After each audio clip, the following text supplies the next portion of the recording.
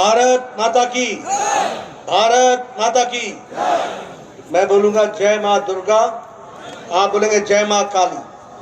जय मां दुर्गा, जय मां दुर्गा, जय मां दुर्गा।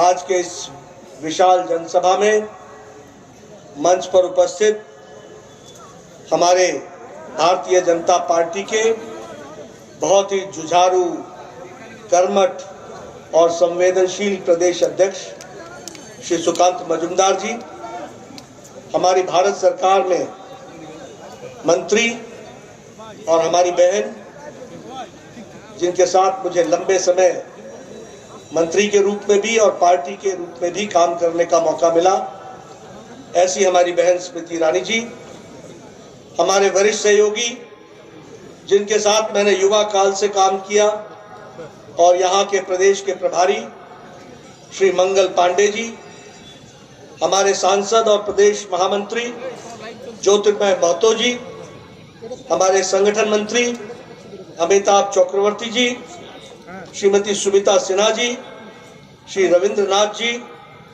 अरुण कुमार जी, तापसी मंडल जी और सुदाम पंडित जी, सम्मानित मंच और इतनी बड़ी संख्या में एकत्र आए देवियों और सज्जनों, मेरे युवा साथी और प्रिंट मीडिया और इलेक्ट्रॉनिक मीडिया के मेरे साथी, आज मुझे यहाँ इस पवित्र तपोस्थली और जिसे हम कहते हैं कि शक्तिपीठों का प्रदेश, ऐसे प्रदेश में मुझे आने का सौभाग्य मिला है और दक्षिणेश्वर से लेके तारापीठ तक सभी शक्तिपीठों से जो प्रेरणा मिलती है, उस प्रेरणा के साथ नमन करते हुए मैं अपनी बात को प्रारंभ करता हूं। मित्रों, हम सब लोग अभी स्मृति जी को सुन रहे थे, सुकांत दा को सुन रहे थे। आप लोगों को मेरे हिंदी में बोलने में थोड़ी तकलीफ होगी, लेकिन फिर भी धैर्य पूर्वक सुनेंगे तो मुझे लगता है कि आने वाले समय में बंगाल में भारतीय जनता पार्टी को आगे बढ़ाने में आप बहुत बड़ा योगदान करेंगे। 30 दिसंबर को आपको वंदे भारत की ट्रेन बंगाल को दी गई थी और वो बंगाल को ट्रेन हावड़ा से न्यू जलपाईगुड़ी के लिए दी गई थी। 30 दिसंबर को 7,800 करोड़ रुपए का फाउंडेशन स्टोन प्रधानमंत्री जी ने विभिन्न प्रोजेक्टों के बारे में रखा था। 30 दिसंबर को मल्टीपल सीवेज के लिए 2,550 करोड़ रुपए की आवंटन किया था और 30 दिसंबर को न्यू जलपाईगुड़ी के रेलवे स्टेशन को दुनिया का आधुनिकतम रेलवे स्टेशन बनाने के लिए 350 करोड़ रुपए आवंटित किया और उसी तरीके से हमारे चोका तारा ताला इस पर्पल लाइन के लिए मेट्रो में आदरणीय प्रधानमंत्री जी ने 2,475 करोड़ रुपए खर्च किए थे और उसका उद्घाटन किया था और उसी तरीके से श्यामा प्रसाद मुखर्जी के national institute of water sanitation के लिए 100 करोड़ रुपए दिए थे। सीवेज प्लांट के लिए 990 करोड़ रुपए दिए थे। मैं ये आंकड़े रख रहा हूं, मैं मीडिया वालों को कहूंगा मेरे आंकड़ों को चेक कर लेना। कोई 990 करोड़, कोई 2,245 करोड़, कोई 3,000 करोड़। ये बंगाल की धरती को विकास करने के लिए आदरणीय मोदी जी का पूरी की पूरी ताकत लगी है। लेकिन जब हम बात करते हैं प्रधानमंत्री आवास योजना की, तो हमने 4 करोड़ यहां पर सैंक्शन किए और जिसमें से नहीं 3 करोड़ 60 लाख आवास योजना बने सारे देश में और उसमें से 52,50,000 घर यहां बने। लेकिन मुझे दुख है कि ममता अपनी राजनीतिक हस्तक्षेप से बाज नहीं आती। उन्होंने प्रधानमंत्री आवास योजना को बांग्ला आवास योजना बना दिया और आजकल आवास योजना का ऑडिट हो रहा है। जो टीएमसी के कार्यकर्ताओं के 2-2 मंजिले के पक्के मकान हैं, वह प्रधानमंत्री आवास योजना को ले रहे हैं। ऐसे ऐसे भ्रष्टाचारी टीएमसी को रहने देना है क्या? ऐसे भ्रष्टाचारी टीएमसी को रहने देना है क्या? आप बताइए, टीएमसी के कार्यकर्ता सरकारी योजनाओं का दुरुपयोग अपने लिए कर रहे हैं कि नहीं कर रहे? आप बताइए, प्रधानमंत्री गरीब कल्याण अन्न योजना में अन्न की चोरी टीएमसी के कार्यकर्ता कर रहे हैं कि नहीं कर रहे? कर रहे हैं कि नहीं कर रहे? ये टोलाबाजी, ये चोरी, ये सब काम टीएमसी कर रही है। स्वाभिमान को, बंगाल के गौरव को हमको समझना पड़ेगा। कहा जाता है, what Bengal thinks today, nation and country thinks tomorrow. जो बंगाल आज सोचता है, वह देश कल सोचता है। और ये कहने के लिए मैं नहीं कह रहा हूं, आज मैं भारतीय जनता पार्टी का राष्ट्रीय अध्यक्ष हूं। दुनिया की सबसे बड़ी पार्टी है, लेकिन आपको जानकर खुशी होगी कि इस भारतीय जनता पार्टी और भारतीय जनसंघ के प्रथम अध्यक्ष और विचारों के संस्थापक कोई और नहीं थे, वो बंगाल के माटी के सपूत डॉक्टर श्यामा प्रसाद मुखर्जी। आज देश को, दुनिया को मोदी जी के नेतृत्व में जो हम दिशा दे रहे, मोदी जी जो दिशा दे रहे, उस विचार की नींव बंगाल के सपूत डॉक्टर श्यामा प्रसाद मुखर्जी ने रखी थी। और मुझे खुशी है कि भारतीय जनसंघ के अध्यक्ष आचार्य देव प्रसाद घोष, जो 1956 से लेकर 65 तक राष्ट्रीय अध्यक्ष रहे, इस भारतीय जनसंघ के, इस भारतीय जनता पार्टी के, वह भी बंगाल के सपूत थे, इसलिए बंगाल का विशेष योगदान है। मित्रों, अभी सुकांतो जी ने आपको ममता जी के कुशासन के बारे में चर्चा की, स्मृति जी ने आपको ममता जी के कथनी और करनी के बारे में चर्चा की। लेकिन मैं यहां आपको कहना चाहता हूं, आप और हम बड़े भाग्यशाली हैं कि आज देश का नेतृत्व भारत के यशस्वी प्रधानमंत्री नरेंद्र मोदी कर रहे हैं। और इस कारण से हम ये गौरव के साथ कह सकते हैं, और मैं चाहूंगा कि आप भी गांव-गांव में लोगों को बताइए, ये कलकत्ता, ये बंगाल ईस्ट इंडिया कंपनी का हेडक्वार्टर होता था। अंग्रेजों ने हमको 200 साल राज किया, 200 साल।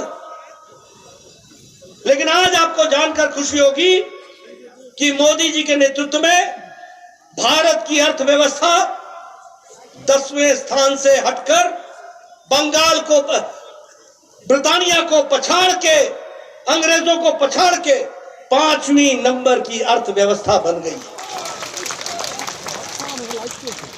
यही बंगाल ईस्ट इंडिया कंपनी का हेडक्वार्टर होता था। और आज मोदी जी के नेतृत्व में हम लोगों ने ब्रिटानिया को भी पछाड़ के हम बढ़ चले।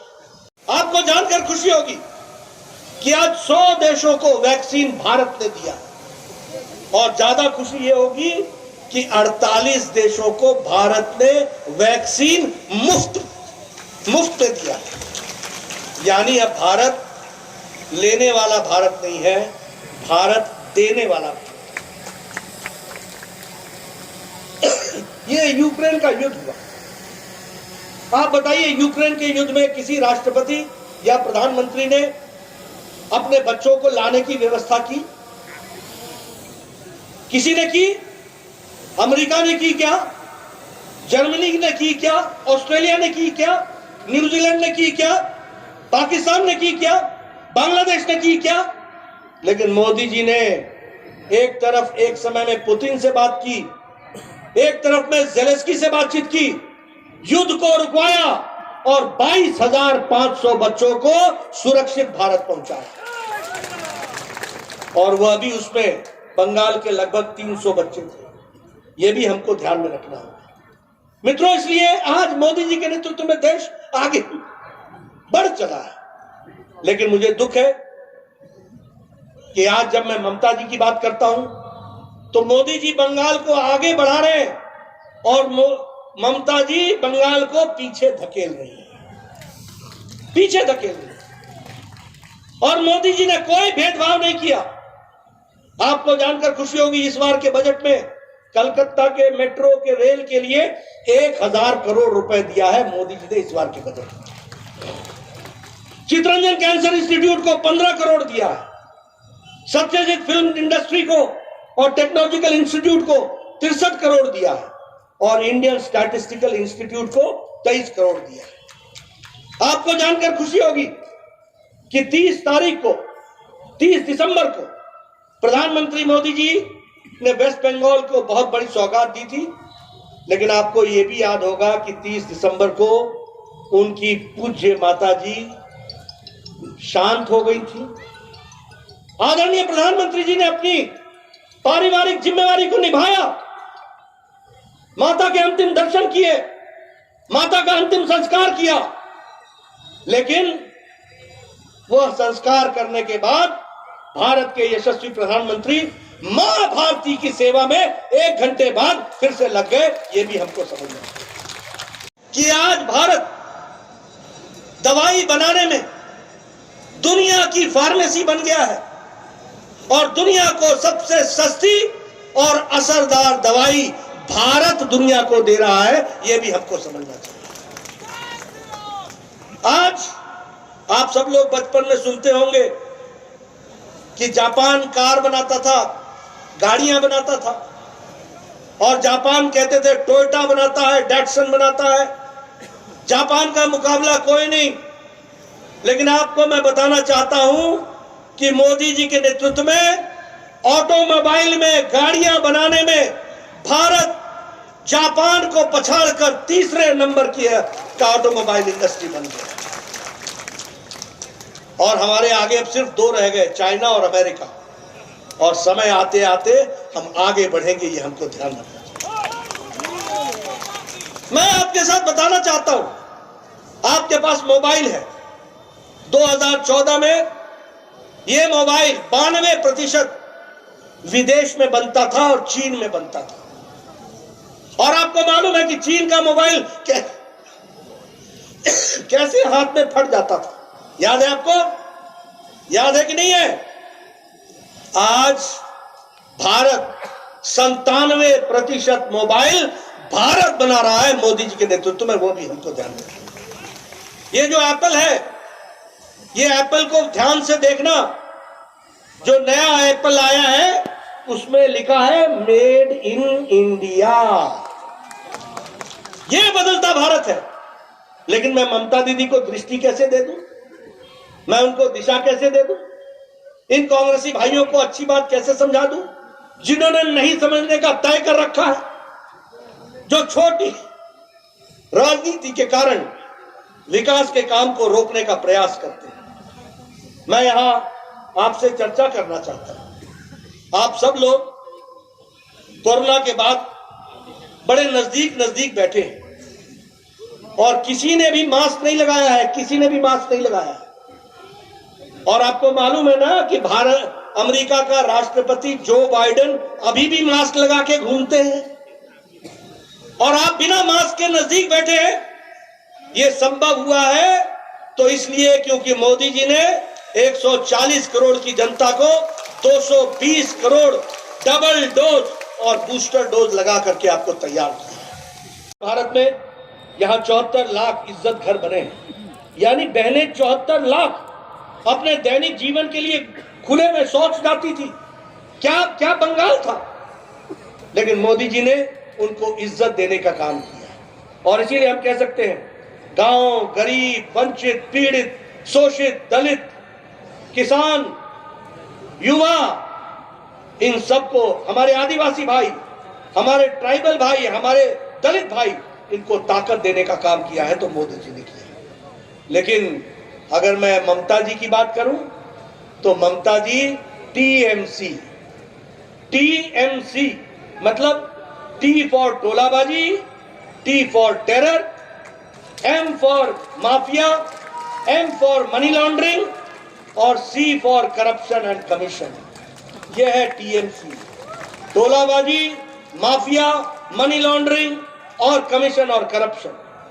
और मुझे ये बताते हुए दुख भी होता है, ममता जी बंगाल की, जिसे कहते हैं जहां दुर्गा विराज करती है, जहां दुर्गा वास करती है, जहां मां काली वास करती है, वहां एक महिला मुख्यमंत्री, जिनका यह काम होना चाहिए था कि महिला को संरक्षण मिले। लेकिन मैं यहां पत्रकार बंधुओं के सामने बोलना चाहता हूं कि वेस्ट बंगाल में महिलाओं पर अत्याचार देश में चौथे नंबर पर यहां अत्याचार होता है। अगर मैं कहूं वेस्ट बंगाल एसिड के अटैक में नंबर 1 पर खड़ा है। यह है बंगाल की तस्वीर। अगर मैं बात करूं कि किडनैपिंग में और महिलाओं के किडनैपिंग में और ह्यूमन ट्रैफिकिंग में बंगाल तीसरे नंबर पर खड़ा है। और अगर मैं डाउरी डेथ पर कहूं तो देश के 5 राज्यों में बंगाल आता है। बोलो, ऐसी तस्वीर चाहिए क्या? ऐसी तस्वीर बंगाल की रहनी चाहिए क्या? महिलाओं का सम्मान होना चाहिए कि नहीं होना चाहिए? मां दुर्गा की शक्तिपीठ की धरती पर महिलाओं का सम्मान होना चाहिए कि नहीं होना चाहिए? अगर होना चाहिए तो ममता जी को प्रजातांत्रिक तरीके से हमें हटाना होगा और भारतीय जनता पार्टी को लाना होगा। मैं यहां यह भी आपको कहना चाहता हूं कि अगर मैं बात करूं एसएससी स्कैम की, बोलिए स्कैम हुआ है कि नहीं हुआ है? रिक्रूटमेंट में स्कैम हुआ है कि नहीं हुआ है? आप बताइए, लॉटरी में स्कैम हुआ है कि नहीं हुआ है? आप बताइए, मंत्री और मंत्री के नजदीकियों के घर से बहुत बड़ा धन निकला है कि नहीं निकला है? ये धन कहां से आया? कौन है ये लोग? ये भ्रष्टाचार करने वाले, कमीशन करने वाले और करप्शन करने वाले लोग। और इसीलिए मैं यहां आपसे अंत में कुछ बांग्ला में बोलना चाहूंगा। मुझे ज्यादा बांग्ला आती नहीं है, पर একটু আমি চেষ্টা করব। अरे दीदी, আপনার নাম তো মমতা, আপনি কবে থেকে নির্মমতা হয়ে গেলেন? কার্টুন পছন্দ হয়নি বলে একজনকে জেল পাঠিয়ে দিলেন। শেষ হবে হিংসার খেলা, শেষ হবে कट कमीशन खेला, शेष होबे तोलाबाजीर खेला, शेष होबे सिंडिकेटर खेला, शेष होबे टीएमसीर खेला, शेष होबे दीदी खेला, शेष होबे। मां माटी मानुष एर मिथे सरकार और नहीं दरकार। चाकरी बिक्री कोटि कोटि लूट करेছে हवाई चोटी। गेरुआ झोर आसेছে टेरे, भाग तृणमूल बांग्ला छेड़े। मित्रों, दीदी ने कहा था कि मैं फैक्ट्री लगाऊंगी 6 महीने में। कहा था कि नहीं कहा था? मैं कहूंगा दीदी বলায় ক্ষমতায় এসে 6 মাসে শিল্প করবেন, কিন্তু কি হলো দিদি? কোথায় আপনার প্রমিস? দূরবীন দিয়েও বাংলায় শিল্প খুঁজে পাওয়া যায় না। কদিন আগে ই প্রমিস ডেট ছিল, কিন্তু দিদি বাংলার মানুষকে দেওয়া প্রমিস রাখতে পারি না। প্রায় বলে এগিয়ে বাংলা, দিদি ঠিক বলে, অত্যাচারে এগিয়ে বাংলা, অপশাসনে এগিয়ে বাংলা, খুনের রাজনীতিতে এগিয়ে বাংলা, দুর্নীতিতে এগিয়ে বাংলা। চলুন সবাই মিলকে সংকল্প নিই, বাংলায় তৃণমূলের অত্যাচার और नहीं, दुर्नीति और नहीं, हिंसा और नहीं। एबार सुशासन, एबार बीजेपी। कोयला चोर कोयला पाचार गोरू पाचार, कोयला पाचार गोरू पाचार, कोषागार फाका, खुजे देखो टालीर चाले, लुकिए जानोतार टाका। मित्रों, ये भ्रष्टाचार के प्रतिरूप है। टोलाबाजी, भ्रष्टाचार, कमीशनबाजी, टेरर, महिला का अपमान, ये सब टीएमसी के कार्यकर्ताओं का रंग है।